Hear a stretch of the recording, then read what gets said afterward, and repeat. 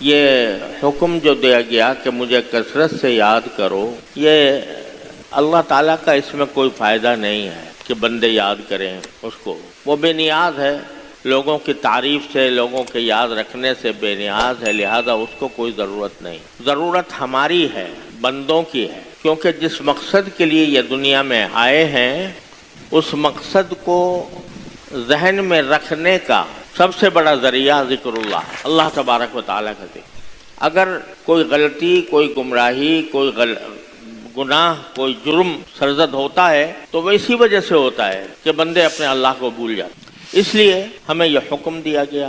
اور جیسا کہ میں نے پہلے بھی عرض کیا تھا کہ ذکر اللہ کو اللہ تعالی نے اتنا آسان کر دیا ہے کہ آدمی چلتے پھرتے بھی، اٹھتے بیٹھتے بھی، لیٹے بھی ذکر کر سکتا ہے۔ نہ وضو کی شرط ہے، نہ بیٹھنے کی شرط ہے، نہ قبلہ رو ہونے کی شرط ہے، ہر وقت زبان کے اوپر اللہ کا نام رہے۔ جب عادت پڑ جاتی ہے، اللہ تبارک و تعالی ہم سب کو اس کی توفیق عطا فرمائے کہ انسان جب کبھی خاموش ہے اس وقت بھی اس کی زبان اللہ کے ذکر سے تر رہتی۔ میں نے اپنی دادی صاحبہ رحمت اللہ تعالی علیہا جو یہیں ہمارے اس قبرستان میں مدفون ہیں، وہ حضرت گنگوہی رحمۃ اللہ علیہ سے مرید تھیں۔ حضرت قطب الارشاد حضرت مولانا رشید احمد صاحب گنگوہی رحمۃ اللہ علیہ کی مریدہ تھیں۔ میرے دادا بھی حضرت مولانا محمد یاسین صاحب جن کے نام پر یہ باب یاسین ہے، وہ بھی دارالعلوم دیوبند کے ہم عمر تھے،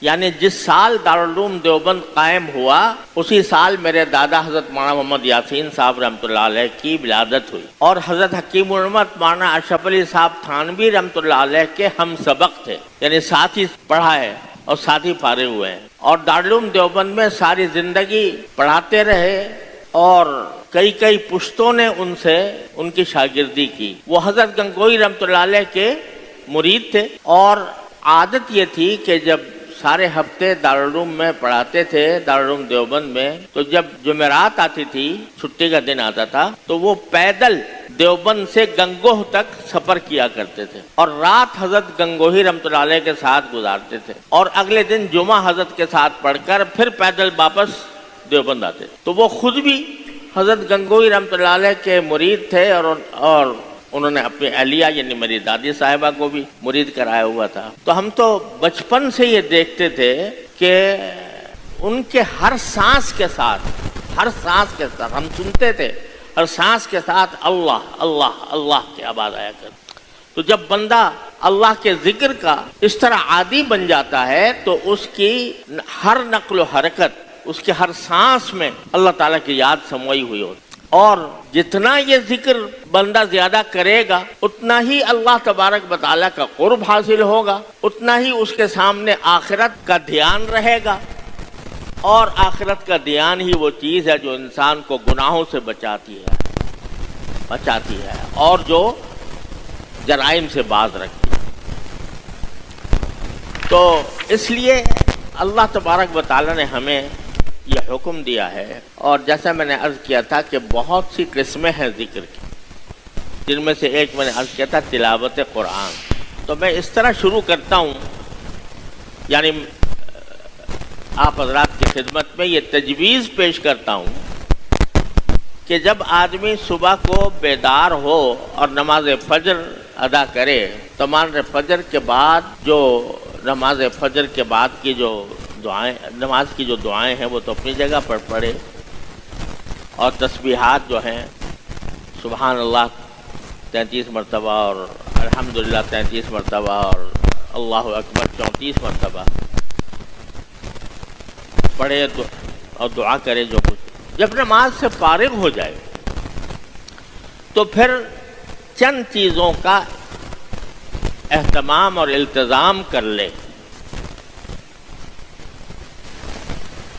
جس میں مشکل سے 15-20 منٹ ہی خرچ ہوں گے، اس سے زیادہ شاید زیادہ اللہ تعالیٰ توفیق دے تو اور زیادہ اچھا ہے، لیکن 20-25 منٹ سے زیادہ کا کام نہیں ہے۔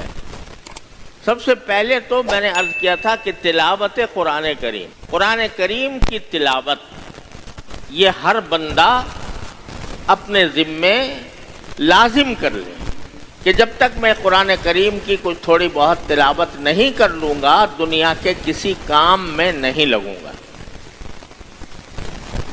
اچھا تو یہ ہے کہ پارہ کم از کم روزانہ ہو جائے، نہیں وہ آدھا پارہ، پاؤ پارہ، بہت مشغول آدمی ہے تو چاہے ایک رکوع پڑھ لیں، لیکن تلاوت کے بغیر کوئی دن خالی نہ جائے۔ پچھلی مرتبہ میں عرض کر چکا ہوں تلاوت کے کیا فضائل ہیں اور اس کے اوپر کیا اجر و ثواب ہے اور اس کے کیا فوائد ہیں۔ دوسرے نمبر پر کچھ تھوڑا سا ذکر تلاوت کے علاوہ وہ یہ ہے کہ اگر 3 چیزوں کا کم از کم التزام کر لے بندہ، کہ ایک تسبیح تیسرے کلمے کی، سبحان اللہ والحمد للہ ولا الہ الا اللہ واللہ اکبر ولا حول ولا قوة الا باللہ العلی العظیم، یہ تیسرا کلمہ ہے نا، یہ تیسرے کلمے کی ایک تسبیح پڑھ لیں۔ دوسرے استغفار، استغفر اللہ العلی العظیم الذی لا الہ الا ہو، یا استغفر اللہ ربی من کل ذنب واتوب الیہ، استغفار کی ایک تسبیح۔ آپ نبی کریم سرورد عالم صلی اللہ علیہ وسلم سے حدیث میں مروی ہے کہ آپ نے فرمایا کہ میں 70 مرتبہ استغفار کرتا ہوں روزانہ۔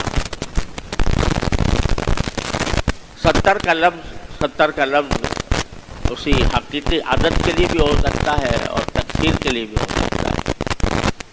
اب آپ اندازہ کیجئے کہ رسول کریم سرورد عالم صلی اللہ علیہ وسلم کو اللہ تبارک و تعالی نے اول تو معصوم بنایا تھا، آپ سے کسی گناہ کے سرزد ہونے کا کوئی احتمال ہی نہیں، اللہ نے معصوم بنا دیا، کبھی گناہ سرزد ہوا ہی نہیں۔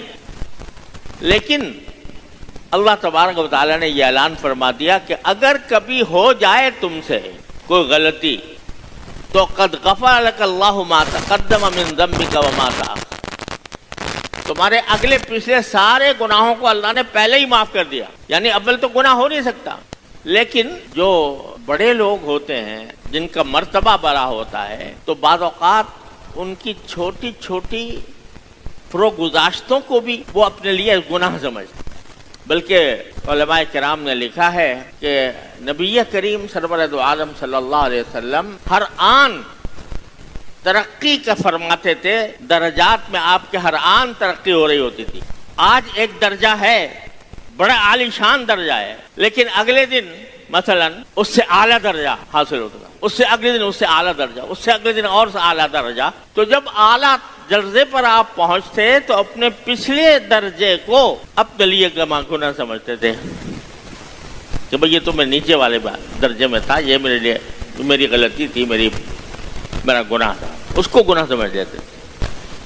تو حسنات الابرار سیئات المقربین، یعنی نیک لوگوں کی جو اچھائیاں ہوتی ہیں وہ مقرب لوگوں ان کو اپنے لیے برائی سمجھتے ہیں۔ مثلا نیک لوگ جو ہیں وہ فرائض واجبات پر اکتفا کر لی، انہوں نے سنتیں پڑھ لی، نفلیں کوئی نہیں پڑھی، تو نیک تو ہیں، اس لیے کہ فرائض ادا کر لیے، واجبات ادا کر لیے، سنتیں ادا کر لی موقدہ، نفلیں نہیں پڑھی کبھی یہ نیک لوگوں۔ تو جو مقرب لوگ ہیں وہ اس کو اپنے لیے برائی سمجھتے ہیں کہ صرف فرائض واجبات سنتوں میں اکتفا کریں، نفلیں نہ پڑھیں۔ تو حسنات الابرار سیئات المقربین۔ تو نبی کریم سرورد عالم صلی اللہ علیہ وسلم ویسے تو معصوم تھے تمام خطاؤں سے، لیکن جو اپنے نبوت کے اعلیٰ شان کے مطابق جس کو یہ سمجھتے کہ مجھ سے کوتاہی ہوئی اس پر استغفار فرماتے۔ تو ہم جیسے لوگ جو صبح شام پتہ نہیں کتنے گناہوں میں کتنے آفتوں میں گرفتار رہتے ہیں، ہمارے لیے تو استغفار ایک لازمی چیز ہے۔ تو اس لیے کہتا ہوں کہ ایک تسبیح ہوئی تیسرے کلمے کی، سبحان اللہ والحمد للہ ولا الہ الا اللہ واللہ اکبر ولا حول ولا قوة الا باللہ العلی العظیم۔ ایک تسبیح ہوئی استغفار کی، استغفر اللہ العلی العظیم الذی لا الہ الا ہو، استغفر اللہ ربی من کل ذنب واتوب الیہ۔ دونوں میں سے کوئی ایک کر لے یا دونوں کر لے، ایک تسبیح۔ اور ایک تسبیح درود شریف، اللہم صلی علی سیدنا محمد وعلی آل سیدنا محمد کما صلی صلیت علی ابراہیم وعلی آل ابراہیم انک حمید مجید. سب سے افضل درود یہ ہے جو ہم تحیات میں پڑھتے ہیں. یوں تو درود کے بہت سے صیغے ہیں اور علماء کرام نے درود شریف کی صیغے یعنی درود شریف کے مختلف کلمات جمع کیے ہیں اپنی کتابوں میں، لیکن اس پر اتفاق ہے کہ سارے صیغوں میں سب سے افضل صیغہ درود شریف کا وہ ہے جو ہم نماز میں اتحیات میں پڑھتے ہیں. تو یہ درود شریف، یہ 3 تسبیحیں ہوں، ان کا اہتمام کر لیں. اور چوتھی بات یہ کہ اس وقت اللہ تبارک و تعالیٰ کی بارگاہ میں یہ عرض معروض کرے، یہ دعا کرے کہ یا اللہ آج کا دن شروع ہو رہا ہے اور اب میں دنیا کے مختلف کاموں کے لیے نکلوں گا، تو یہ میں ایک ایسے معرکے میں داخل ہو رہا ہوں، ایسے کارزار میں داخل ہو رہا ہوں جہاں پر قدم قدم پر نفس اور شیطان بہکاتا ہے انسان. تو اللہ میں آپ کی بارگاہ میں یہ دعا کرتا ہوں کہ یا اللہ جب میں اس کارزار زندگی میں داخل ہوں، زندگی کے کاروبار میں داخل ہوں، تو اللہ میری نفس اور شیطان سے میری حفاظت فرمائیے گا اور مجھے گناہوں سے مجھے محفوظ رکھے. اپنی طرف سے یہ نیت کر لو کہ جو کام کروں گا اے اللہ میں آپ کی رضا کے لیے کروں گا. ان صلاتی و نسکی و محیای و مماتی للہ رب العالمین. اے اللہ میری نماز بھی آپ کے لیے، میری قربانی بھی آپ کے لیے، میری عبادت بھی آپ کے لیے، میرا مرنا اور جینا بھی آپ کے لیے. یہ نیت کر لو اور یہ سمجھو کہ بھئی اب روزی کمانے جاؤں گا تو وہ بھی اللہ کے حکم کی وجہ سے جاؤں گا، نبی کریم سرور دو عالم صلی اللہ علیہ وسلم کی سنت کی اتباع میں جاؤں گا. اپنے گھر والوں سے ملوں گا تو وہ بھی آپ کی سنت کی اتباع میں ملوں گا. اگر بازار میں کسی سے ملاقات ہوگی، دوست احباب کے ساتھ اٹھنا بیٹھنا ہوگا تو وہ بھی اللہ کی رضا کے لیے ہوگا. تو یہ دعا کر لو اور یہ نیت اخلاص کی پیدا کر لیں. صبح کے وقت میں یہ چند منٹ کا کام، مشکل سے آدھے گھنٹے کا کام ہو، کچھ زیادہ لمبا چوڑا مشکل بھی نہیں ہے، اس کا اہتمام کریں. تو یہ ذکر اللہ کے اوپر بندے کو آمادہ کرنے کے لیے، ذکر اللہ کے لیے تیار کرنے کے لیے یہ بہترین عمل ہے.